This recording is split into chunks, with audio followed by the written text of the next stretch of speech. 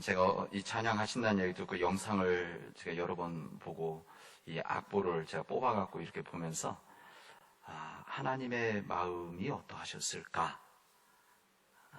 십자가의 죽음으로 죽어야 하는 아들을 보내신, 그래서 제가 무슨 좀 울컥했습니다. 제가 그러면서 한 40년 전 제가 군대에 가는 날 아버님하고 집에서 어머니하고 셋이 예배 드리고 군대에 갔는데 아버님이 기도하시다가 울컥하시더니 기도 못 하시는 거예요. 저희 집에서 군대 처음 갔거든요. 그래서 그때 울컥하시는 거 아직도 40년이 지났는데도 여전히 기억하고 있습니다. 아마 그 마음이 십자가로 죽어야만 예수님 가사에는 죽어야만 하는 아들을 보내신 아버지의 마음이 아닌가 그런 생각을 해봅니다. 오늘은 사순절 6째 주일이자 중요주일입니다. 오늘부터 고난 주간이 시작이 되어집니다. 우리 교회는 참으로 중요한 시간이죠.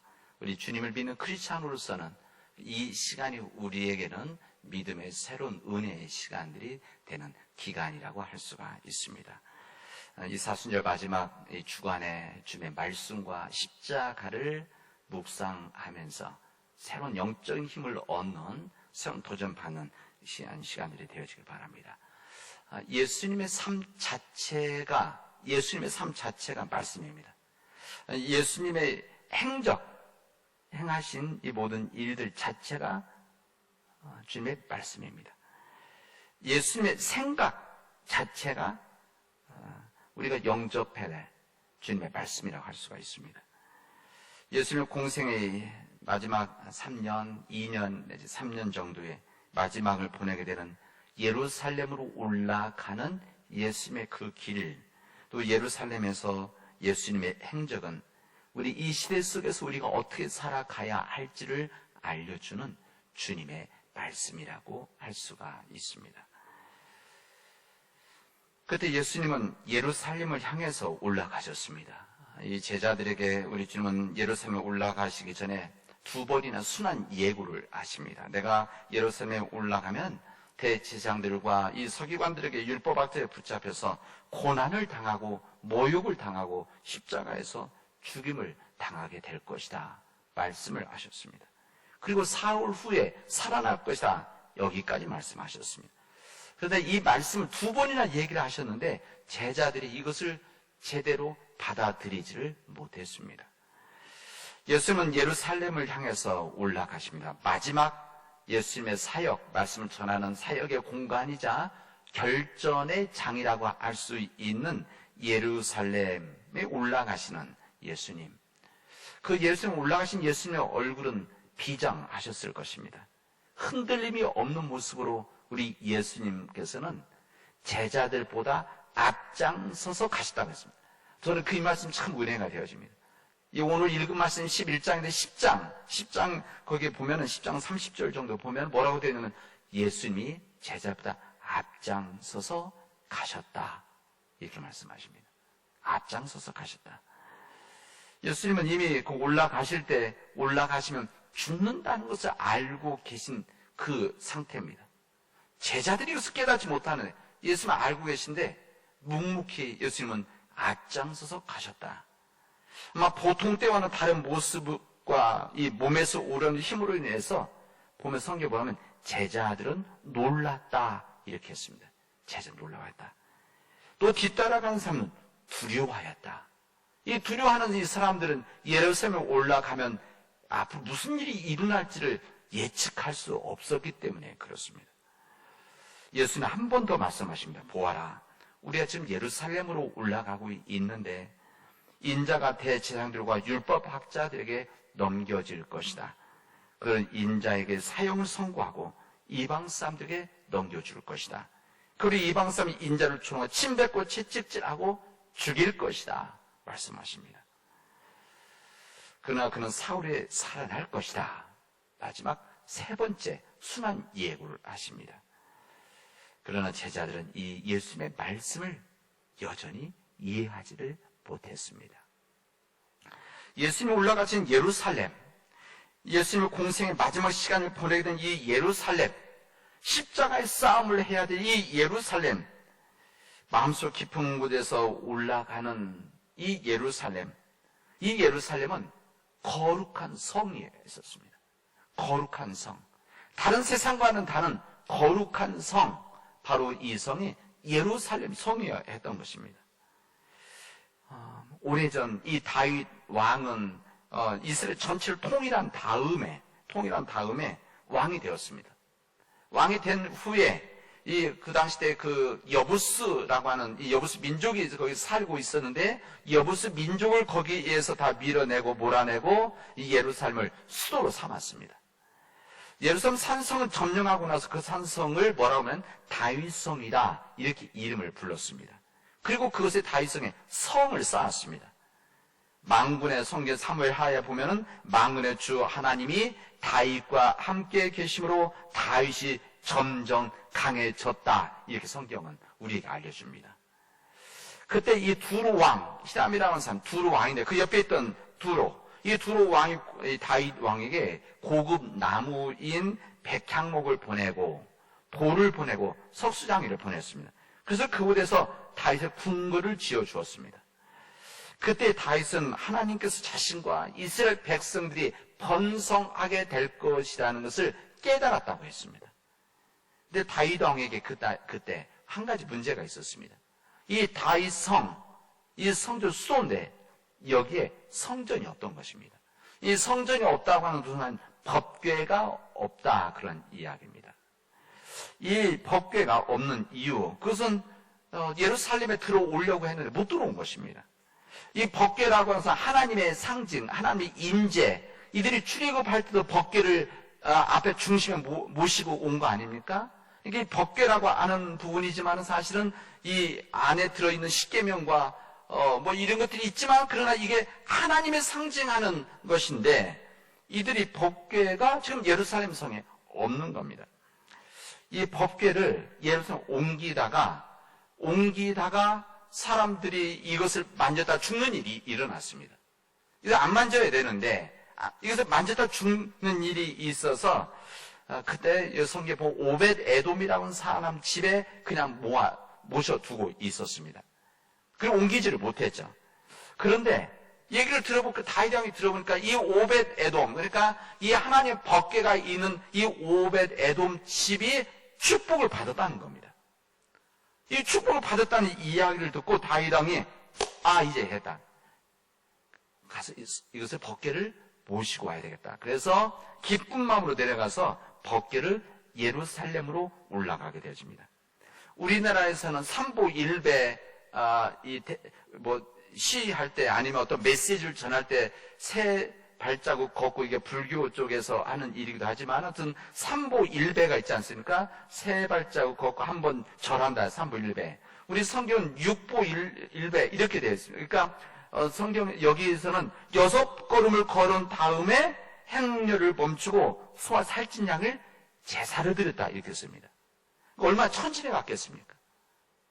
6발자국 걷고 멈춰서 제사 드리고, 6발자국 걷고 또 제사 드리고, 이렇게 해서 하나님의 법궤를 예루살렘으로 옮기게 되어집니다. 예루살렘 법궤가 옮겨졌을 때 다윗 왕이 너무너무 기뻤습니다. 너무너무 기뻐서 춤을 추었다고 했습니다. 길에서 춤을 추다가 옷이 벗겨진 줄 모르고 춤을 추었다. 부인한테 혼났습니다. 이것 때문에 성경에 보면.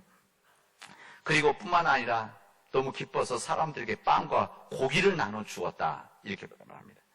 이 법궤가 예루살렘으로 올라오게 되어졌을 때, 그래서 하나님의 성전이 예루살렘 세워졌을 때, 이때부터 새로운 역사 시대가 열려지게 되어진 겁니다.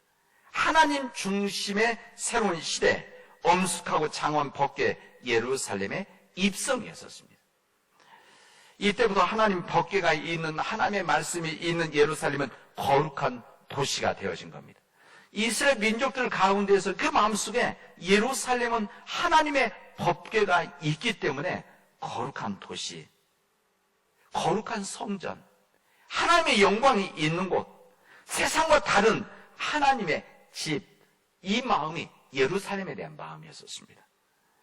뿐만 아니라 하나님만이 경배의 대상이 된다라고 하는, 이 성전이 있고 여기 하나님 영광이 있기 때문에 이 경배의 대상 오직 하나님이시다, 온전히 하나님만이 경배 대상이 되는 거룩한 도시라고 하는 것을 사람들은 마음속에 간직하고 그렇게 살아가려고 했었습니다. 하나님만이 전적인 주인이 되어지는, 그리고 그 이후에 하나님께서는 예루살렘에 함께 하셨고 이스라엘 민족에 함께 하셨고 그 이스라엘 민족들을 지키시는 하나님이 되신 겁니다. 그러나 시간이 가면서 그 거룩한 도시는 변질이 되어졌습니다. 아름다운 꽃잎이 떨어지면 가장 취해지듯이 이 거룩한 도시가 취해지니까 더 이상 취해지지 못할 정도로 이 깨진 도시가 되어져 버린 것입니다. 그래서 성전을 지키고 섬기고 거룩한 삶을 살아야 되는 이 종교 지도자들이 세상의 물질, 세상의 탐욕, 권력의 맛에 물들여지니까 인간 탐욕이 지배하는 도시가 되어진 겁니다. 종교적 권력으로 인해서 냄새가 나는 재물들이 예루살렘에 흘러 넘쳤고 세상의 성공을 위해서, 권력을 위해서 권력 다툼과 음모가 있는 도시가 예루살렘이 되어진 것입니다. 예루살렘이라고 하는 것은 거룩한 도시여야 되는데, 거룩한 성이어야 되는데, 이 성경에 보면 이 거룩해야 될 이 예루살렘이 경건의 모양은 있는데 능력이 없는 그런 타락한 도시가 되어진 것입니다. 예배 형식은 남아있지만 예배 진리의 핵심에 빠져버린 예배를 드리고 있는 곳이 바로 예루살렘이었다는 것입니다. 껍데기만 있었던 것이죠. 하나님의 영광이 있어야 될 그곳에 세상의 영광이 빛나는 그곳, 바로 그 땅에 있었습니다. 세상의 영광을 위해서 의롭게 살아가는 사람들이 무시당하고 세상의 영광을 위해서 모든 것을 탐욕을 가지고 일하는 그 사람들 때문에 의로운 사람들이 고난을 받아야 되는 회칠한 무덤과 같은 도시가 예루살렘이 되어진 겁니다. 예루살렘 성전에 예루살렘의 주인은 오직 하나님이셔야 되는데, 경배의 대상은 하나님이셔야 되는데, 찬양과 경광을 받아야 될 경배 대상은 하나님이어야 되는데, 하나님의 자리 대신에 인간의 권력과 인간의 탐욕이, 인간의 물질이 그 자리를 차지하고 경배 대상이 바뀐 것이었습니다. 그래서 경배 대상이 쾌락이 되어지고, 경배 대상이 권력이 되어지고, 물질이 되어지고, 이게 바로 배금주의 아닙니까? 만몬이라고, 만모니즘. 그러니까 우상의 신이죠, 우상의 신. 세상의 성공을 여는 부정한 열쇠가 바로 이 예루살렘이었던 것입니다. 예수님께서는 하나님의 주인이 되시고 하나님의 뜻이 이루어져야 되며 거룩해 된 예루살렘 성이 가장 거룩하지 않다는 것을 아시고 마지막 주님의 결전의 장을 이 예루살렘으로 정하신 것입니다. 그리고 예루살렘으로 올라가신 것입니다. 우리 예수님께서 예루살렘 가까이 오셨을 때 거룩해야 되는 이 예루살렘이 거룩하지 않은 것을 다시 깨달으시고, 우리 성경에 보면 누가복음 19장 뭐라고 되면 예수님께서 마음에 앞서 눈물을 흘리셨다 이렇게 되어 있습니다. 예루살렘 성을 보시고 눈물을 흘리셨다. 주님이 이렇게 마음 아파하셨다는 것입니다. 하나님이 계셔야 되는 성전에 인간의 권력과 재물이 가득 채워져 있는 예루살렘 성을 보고 그냥 비난만 하신 것이 아니라 마음 아프셔서 하나님이 계셔야 될, 하나님이 경배 대상이 된 예루살렘의 성전에 하나님이 경배 대상이 아닌 그 성을 바라보시면서 우리 주님이 너무너무 마음 아프셔서 우셨다, 그렇게 말씀하십니다. 땅바닥에 떨어진 이 윤리, 땅바닥에 떨어져 버린 이들의 예배가 예수님의 마음을 아프게 했던 것입니다. 이 위선적인 이 세력들과 거짓 세력들이 판을 치는 이 예루살렘, 주님은 이들을 무너뜨리지 않으면 안 된다. 이들에게 주님의 말씀으로 이들을 무너뜨려야 된다.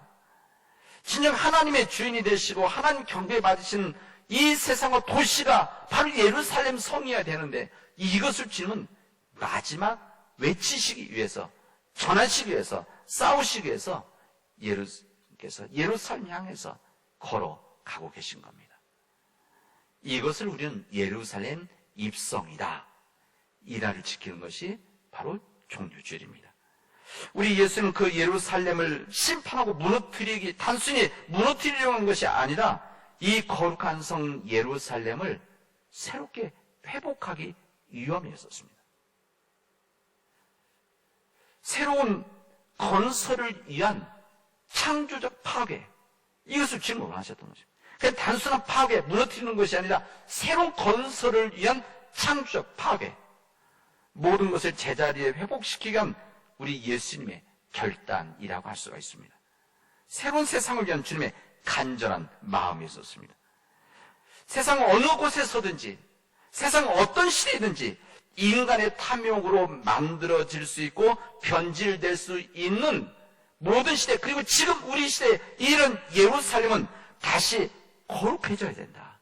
다시 거룩해져서 회복되어져야 된다. 이것을 주님은 알려주시기 위해서 예루살렘 성에 올라가셨고, 우리 주님은 끝내는 십자가에서 죽으신 것입니다. 예수님의 방식이 있습니다. 그래서 어떻게 했느냐? 우리 주님은 새끼 나귀를 타고 예루살렘에 입성을 하셨습니다. 이스라엘의 왕들은 평화의 왕, 이 평화의 왕, 그리고 권위를 상징할 때 무엇을 하면 나귀를 탔습니다. 이게 나귀를 탄다는 것은 평화의 왕을 상징하는 겁니다. 우리 주님께서는 이 나귀를 타시는, 거기다 성경 본보면 새끼 나귀를 타시다고 했습니다. 새끼 나귀. 얼마나 연약합니까?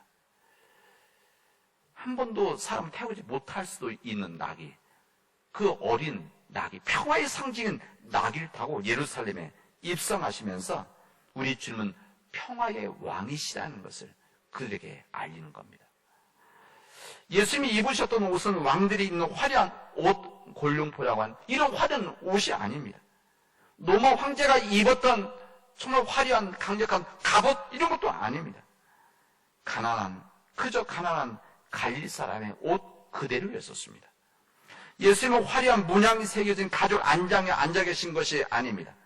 남루한 제자들의 겉옷을 올리고 앉았던 예수님이셨습니다. 예수님이 타고 가시는 이 새끼나귀 가는 길은 붉은색 카펫이 깔려져 있는 그런 화려한 길이 아니라 환영 나온 사람들이 자신의 겉옷을 벗어놓고 종려나무 가지를 깔아 놓은 그런 길을 주님은 나귀를 타고 예루살렘에 입성을 하십니다. 왕들처럼 수많은 신하들이 따르고 군인들이 뒤따라오는 그런 것이 아니라 초라한 모습의 제자들, 갈릴리에서 올라온 12명의 제자들이 그 뒤를 따르고 있었습니다. 왕을 상징하는 나귀를 타고 입성을 했지만 실제로는 세상 사람들이 생각하는 왕의 행렬은 아니었습니다. 사람들이 생각했던 예수님이 올라오실 때 호산나 부르고 주의 이름으로 오시는 분 호산나 부르면서 우리를 구원하시옵소서 호산나 호산나 외쳤던 이스라엘의 예루살렘의 사람들은 이런 모습의 예수님을 기대했던 것이 아닙니다. 그들은 화려한 말을 타고 수많은 사람들이 강력한 힘을 가지고 올라오는 그 이스라엘의 왕 메시아를 그들이 원했는데, 그들 앞에 나타난 그 예수님은 그들의 생각과 전혀 다른 모습이었던 것입니다. 길가에서 환호를 했던 이 사람들, 실망도 했지만 그러나 그들은 여전히 호산나 호산나, 더 높은 곳에서 호산나 다윗의 나라여 외쳤습니다. 이게 무슨 말인가 하면 그들은 이스라엘을 로마로부터 구해낼 정치적인 메시아, 이스라엘 왕을 그들은 기대하고 있었기 때문에 그렇습니다. 탐욕이죠. 진정한 평화를 위해서 오셨다는 그 주님, 예수님의 실상을 알지를 못했습니다. 그래서 열광적으로 환호했던 겁니다. 그러나 예루살렘에 입성하신 예수님께서는 그들의 기대와는 달리 자신의 욕망과 본능을 채워주시지 않았기 때문에 주님을 향해 목이 터지러 환호한 지 불과 닷새 만에 그 예수님을 십자가에 매달으라고 다시 한번 환호를 하면서 지축을 흔들게 되어집니다. 평화의 왕으로 오신 우리 주님은 예루살렘의 회복이라고 하는 것은 바로 이 평화의 길, 평화의 방법이어야 된다는 것을 주님은 세상에 말씀하신 것입니다.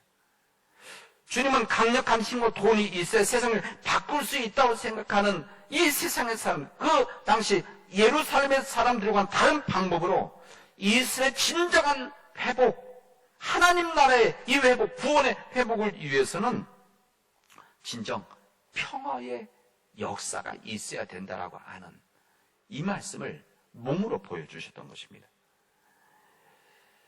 예루살렘 회복과 세상의 구원을 위해 이 땅에 오신 우리 예수님은 예루살렘에서 그 말씀을 전하시고 이 말씀에 그 시대 예루살렘뿐만이 아니라 어느 지역, 어느 시대든지 거룩하지 못한 사람들의 공동체는 거룩해져야 된다는 것을 말씀하시는 겁니다.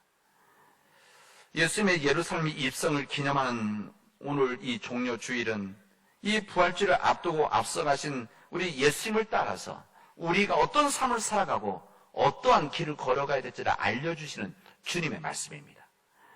우리 주님께서 하나님의 뜻이 아닌 세상의 탐욕과 하나님의 주인이 아닌 인간이 주인이 돼서 경배를 받는 이런 세상, 이 회복을 위해서 주님께서 예루살렘에 입성을 하셨는데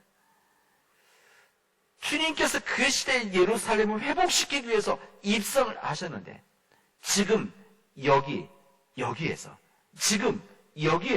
우리 시대 속에서 우리가 주님과 함께 입성해야 할 예루살렘이 어딘지를 우리로 하여금 깨닫고 우리로 하여금 생각하고 우리로 결단하도록 하십니다.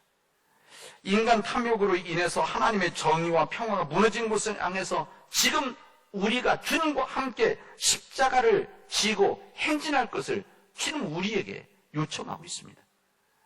하나님의 창조 세계에서 인간 이기주의로 인해서 신음하고 고통을 받고 있는 세상의 자연 환경을 향해서 주님과 함께 십자가를 짊어지고 행진해야 될 것을 주님 우리에게 말씀하시고 있습니다. 교회와 종교가 변질된 예루살렘이라고 생각한다면 우리 이 시대의 종교와 이 교회들이 정말 변질된 예루살렘이라고 한다면 세상의 회복과 구원을 위해서 입성하신 주님을 따라서 우리가 그 새로운 예루살렘에 올라가야 될 것을 우리에게 말씀하시는 겁니다.